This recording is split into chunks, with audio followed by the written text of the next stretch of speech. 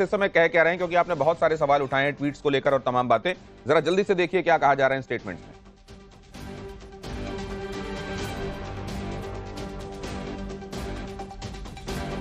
हमारे साथ यहां चर्चा में जुड़ रहे हैं, बहुत स्वागत करता हूं प्रेम कुमार जी का मैं।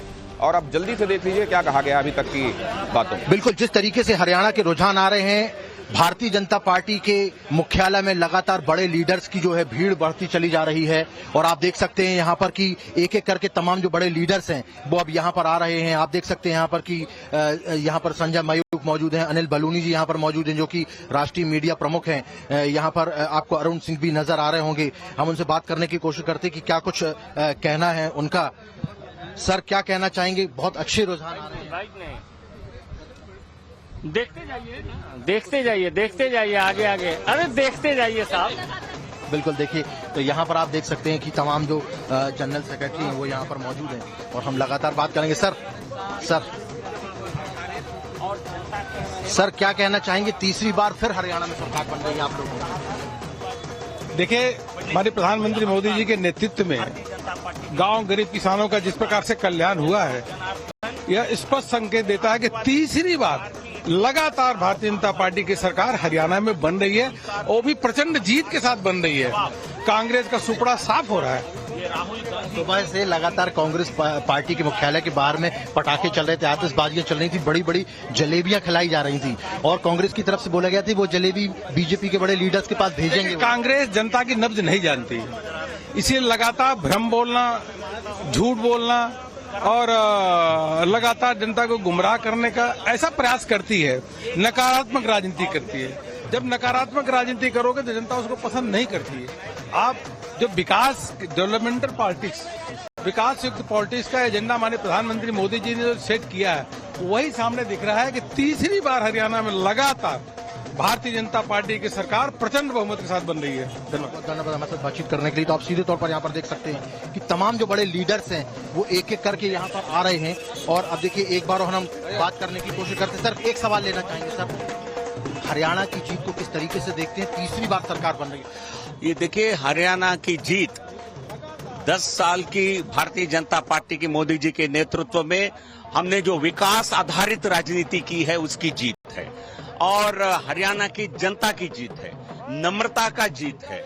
और लेकिन कांग्रेस पार्टी जातिवाद के आधार पर अहंकार पूर्व जो राजनीति किया है, ये उसकी हार है। राहुल गांधी की स्वयं हार है और कांग्रेस पार्टी की ये कल्चर नहीं है, वो कभी स्वीकारते नहीं है। आज सुबह से वो जलेबी बांटने में लगे हैं, तो जलेबी की फैक्ट्री लगाने की बात कर रहे थे। कांग्रेस पार्टी को कम से कम आज माना चाहिए। दोनों राज्यों में हमारी राष्ट्रीय स्तर पर हमारी प्रतिद्वंद कांग्रेस से होती है। छोटी पार्टी है कांग्रेस। प्रेम कुमार जी हमारे साथ जुड़ गए हैं और मैं अभी जब ये आप देख रहे थे, मैंने उनसे पूछा कि ये तो बड़ा एंटी क्लाइमेक्स है कांग्रेस के लिए। उन्होंने कहा कि हाँ, कई चीजें हैं, बहुत सारे पॉइंट्स हैं। सर, कौन कौन से महत्वपूर्ण? देखिए, आज सुबह जब पोस्टल बैलेट की गिनती हो रही थी तो मैक्सिमम कांग्रेस 74 सीट तक पहुंच गई थी और बीजेपी 12 तक दिख रही थी। और जैसे फिर ईवीएम की गिनती हुई, सीन पलट गया। एक पॉइंट तो ये है। दूसरा पॉइंट ये है कि यहीं पे रोक के एक बात जानना चाहता हूं सर। संजय राउत कह रहे थे कि सावधान रहना, ये लोग बैलेट में खेल करते हैं और बैलेट से परसेप्शन बना के अपनी तरफ चीजें ले जाते हैं। तो ये तो आप तो दूसरी बात कह रहे हैं। नहीं, दोनों चीज़ें हुई हैं। बिहार के चुनाव में बैलेट का आखिर में गिनती हुई थी, वहाँ खेल हम लोगों ने देखा था। और मैं अभी खेल की बात नहीं कर रहा हूँ, मैं बस पॉइंट दिखा रहा हूँ। एक बात बता दूं, माफ कीजिएगा, डिबेट होने लग जाएगा, आप ही बोलिएगा, आप ही बोलिए। ले लीजिए। ये बता दूं जरा कि कांग्रेस ने जब कहा कि ये इलेक्शन कमीशन की वेबसाइट को स्लो डाउन किया गया है, तो बीजेपी ने क्या कहा है? बीजेपी ने कहा है कि इसका मतलब यह है कि कांग्रेस ने हरियाणा में अपनी हार स्वीकार कर ली है। भारतीय जनता पार्टी कह रही है अब अपनी बात पूरी।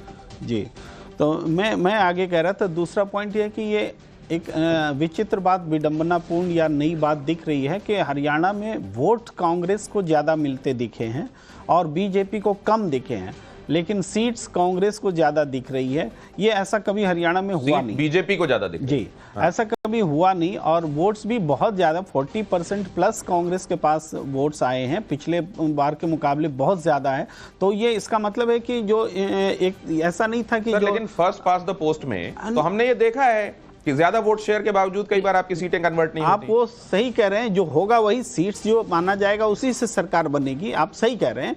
लेकिन हम पूरे माहौल की बात करें तो सरकार के खिलाफ जो माहौल था वो माहौल वोट्स के टर्म्स में दिखा है और अभी भी वो स्थिर है। ऐसा नहीं है कि अपोजिशन की जो लड़ाई थी या उसके साथ जो जनता का समर्थन था वो समर्थन नहीं है, समर्थन है। लेकिन इलेक्टोरल डिफीट एक डिफरेंट होती है, एक मैनेजमेंट भी होता है। हो सकता है बहुत सारी छोटे छोटे दलों ने जो यहाँ किया वोट काटे होंगे, जैसे आम आदमी पार्टी 1.5% के वोट है। अगर राहुल गांधी की बात मान ली जाती और आम आदमी पार्टी के साथ में वो गठबंधन हो जाता, जब वो जा रहे थे अमेरिका और उससे पहले वो कह के गए थे, तो शायद 1.5% के वोट प्लस होने से कुछ और भी बातें हो सकती थी। है। तो ये सब मूल्यांकन करना पड़ेगा। ये कई बातें हैं जिनका मूल्यांकन करना पड़ेगा। सुधांशु त्रिवेदी कुछ कह रहे हैं, दुष्यंत जी की बात उसके फौरन बाद लेता हूं।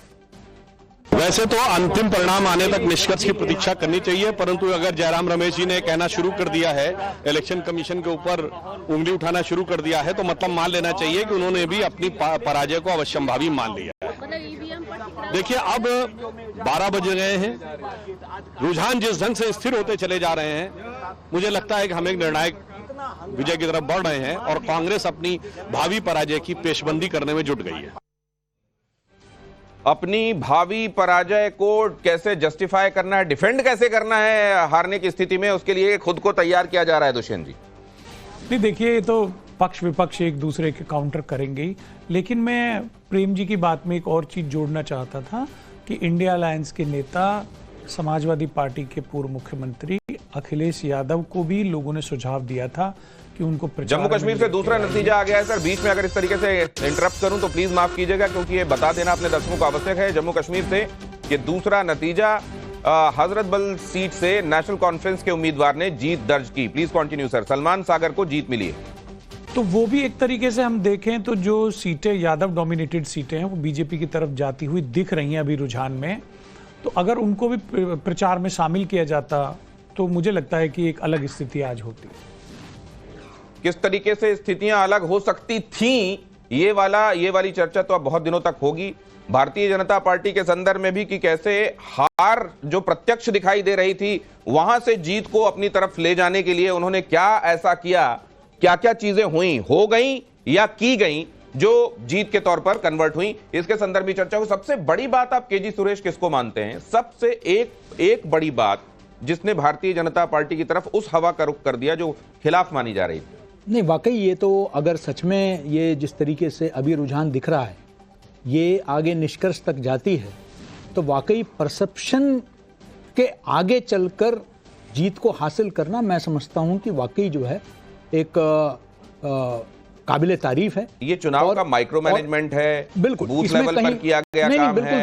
देखिए सबसे बड़ी ताकत बीजेपी की हमेशा जो है उसकी ग्रासरूट लेवल, उसका जो है वेल ऑयल्ड मशीनरी रही है, और वो मशीनरी जो बूथ मैनेजमेंट जिसको कहते हैं आप, वो उसकी एक ताकत रही है। लेकिन ये समझा जाता रहा केजी जी कि इस बार बहुत सारे लोग ऐसे थे जो टिकट नहीं, सावित्री जिंदल का उदाहरण देख लीजिए जी, कि वो प्रदीप भंडारी इस पर कुछ जोड़ना चाह रहे हैं। उनके पास आने से पहले ये मैं कह दूं कि बहुत सारे लोग नाराज थे। ये भी कहा जा रहा था कि इनमें से कई लोग देखिए भारतीय जनता पार्टी के लिए बड़ा नुकसान करेंगे। हो सकता है ये तो हर चुनाव में होता है ना दिनेश जी, ये कोई पहला चुनाव और तो ये है भी नहीं। कि बाहर से लाए गए नेताओं के संदर्भ में नाराजगी थी। कार्टर कह रहा था हमारे ऊपर पैराशूट ला के क्यों बिठा रहे नहीं, हो? ये तो देखिए, ये तो मध्य प्रदेश में भी कहा गया था, ये तो छत्तीसगढ़ में भी कहा गया था, अन्य राज्यों में भी कहा जाता है। लेकिन ये तो हर पार्टी के साथ भी होता है, चुनाव से पहले जो है आना जाना तो रहता ही है। अभी आपने देखा चुनाव से कुछ ही दिन पहले जो है अशोक तंवर जैसे 2 दिन पहले जो है अशोक तंवर उस तरफ चले गए। तो मुझे नहीं लगता है कि उससे बहुत ज्यादा, क्योंकि अब जो लोग भी जो है मतदाता भी काफी परिपक्व हो गया है, उसको बहुत ज्यादा फर्क नहीं पड़ता है। ठीक है, वो एक बार निर्णय ले लेता है तो उस पार्टी को वो टैली जिता चेंज देता हुई है हरियाणा की, वो जरा बता देता हूं। बहुत देर बाद इसका आदर्श का जो फिगर आप देख रहे हैं वो बदला है। 6 पे कॉन्टिन्यूअसली वो टिका हुआ था, लेकिन 1 बढ़ा है, वो 7 हो गया है।